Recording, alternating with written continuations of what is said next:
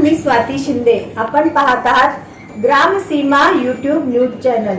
Gramseema YouTube news channel मध्ये आपल्या सर्वांचे स्वागत आहे।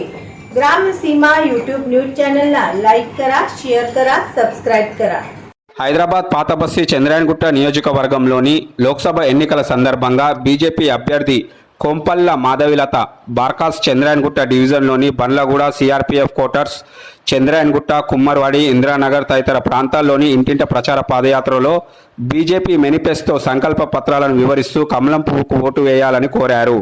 ఈ సందర్భంగా మాధవిలత మాట్లాడుతూ ఇంటింట ప్రచార పాదయాత్రలో బీజేపీకి మంచి స్పందన లభించిందన్నారు। రాబోయే ఎన్నికల్లో బీజేపీ గెలుపు ఖాయమని ధీమా వ్యక్తం చేశారు। మరియు హైదరాబాద్లోని పాత నగరాన్ని చూస్తే ఎన్నో సమస్యలతో ప్రజలు సతమతం అవుతున్నారని, రోడ్లు, డ్రైనేజ్ వ్యవస్థ అధ్వానంగా ఉన్నాయన్నారు।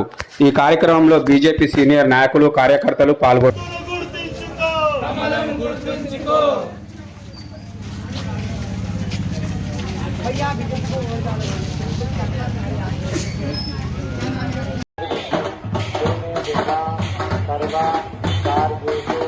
सर्वदा महागणपतये नमः।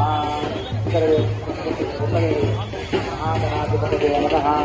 మళ్ళీ అక్షత తీసుకోండి, గౌరీ నమస్కారం చేయండి, చెప్పండి। సర్వమంగళ మాంగళ్యే శివే సర్వార్థ సాధికే శరణ్యే త్రయంబకే గౌరీ నారాయణి నమోస్తుతే। గౌరవమయ రక్షకులే గజానన గౌరియే నమః। ధ్యాయామి ఆవాహయామి ఆసనం సమర్పయామి।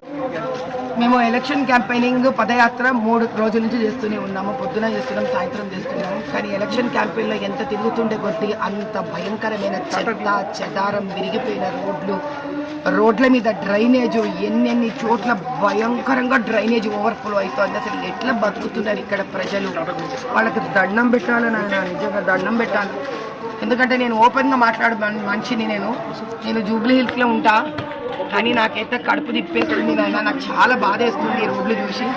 ఇది జీవితం అయితే కనుక జీవితం కాదు నిజంగా। ఇంత దుర్మార్గంగా వీళ్ళ జీవితాలు ఇట్లా ఉంచిండ్రంటే అసలు వాళ్ళకి నిద్ర ఎట్లా పడుతుందో నాకు అర్థమైతే లేదు, వాళ్ళకి అన్నం ఎట్లా తినబుద్ధి అవుతుందో నాకు అర్థమైతే। 40 ఏళ్ల సంధి, వీళ్ళ ఏడుపు అర్థమైతే లేదు, వీళ్ళ బాధ అర్థమైతే లేదు। ఈ రోడ్లు, ఈ డ్రైనేజ్ సిస్టమ్, ఇక్కడ మంచినీళ్ళు లేకపోవడం, ఇక్కడ సరిగ్గా ఎవరికి పక్కా ఇండ్లు లేకపోవడం, విద్య చదువుకొని ఒక మంచి గవర్నమెంట్ స్కూల్స్ సరైన పరిస్థితిలో లేకపోవడం, బస్తీకి ఒక దవాఖానా లేకపోవడం, ఏంటి బొందల గడ్డలు సరిగ్గా లేకపోవడం, శ్మశానాలు సరిగ్గా లేకపోవడం, ఇదా జీవితం అంటే? ఇది బానిస జీవితం లాగుంది। 40 ఏళ్ల సంధి జీవితం బతుకుతున్న అందరికీ నా దండం తల్లి, దండం। నిజంగా మీకు పాదాభివందనం చేయాలి ఇట్లా జీవితాలు బతుకుతున్నందుకు। మీరు నరేంద్ర మోదీ గారు మిమ్మల్ని ఈ పరిస్థితి నుంచి బయటికి వేయాలనుకుంటున్నారు। నేను ఆఖరి నిమిషం వరకు, నా బొందిల ప్రాణం ఉన్నంత వరకు నేను మీకోసం కృషి చేస్తూనే ఉంటాను। ఇవన్నీ మార్చే వరకు నేను ఊరుకోను, మార్పిచ్చి తీర్చమే। జై బోలో నరేంద్ర భాయ్ మోదీ కి జై।